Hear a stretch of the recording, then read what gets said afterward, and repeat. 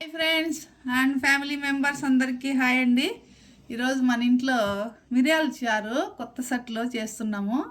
చూసేద్దాం రండి. ఇదిగోండి ఆయిల్ వేసుకున్నాము. రసానికి కొంచెం అయితే సరిపోతుంది కదా. మళ్ళీ స్టవ్ వెలిగించేసినాను. కొంచెం హై ఫ్లేమ్లో పెట్టి ఆయిల్ వేడెక్కనిద్దాము. చూడండి ఆయిల్ హీట్ ఎక్కింది. ఆవాలు వేద్దాం.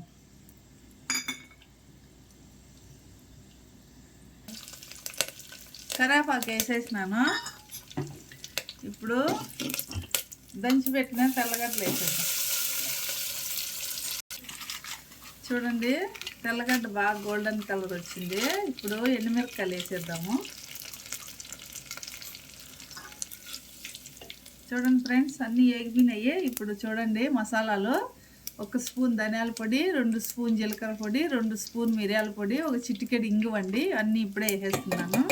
స్లో ఫ్లేమ్లో 1 నిమిషం వేగనిద్దాము. ఇప్పుడు నీళ్ళు పోసేద్దాము. ఎగిపోయింది. ఇప్పుడు మనం సన్నగా తరిగి పెట్టిన కొత్తిమీర కూడా వేసేద్దాం. ఉడుకుతుంది. ఉడికితే బాగా టేస్ట్ వస్తుంది. ఇంకా ఉప్పు వేయలేదు నేను. ఇప్పుడే రాళ్ళు ఉప్పు వేస్తాను. మళ్ళీ చూసుకొని వేద్దాం రుచికి తగినట్టు. ఇప్పుడు కొంచెం హై ఫ్లేమ్లో వేడెక్కనిద్దాము.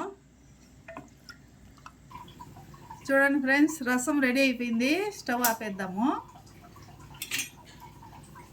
చూడండి దీనికి మెంతిపొడి వేయకూడదండి. మెంతిపొడి వేస్తే ఆ టేస్ట్ వేరే వచ్చేస్తుంది.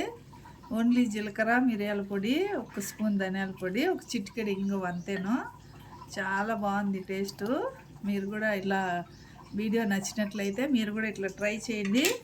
వీడియో నచ్చినట్లయితే సబ్స్క్రైబ్ చేయండి, షేర్ చేయండి, లైక్ చేయండి. Bye bye.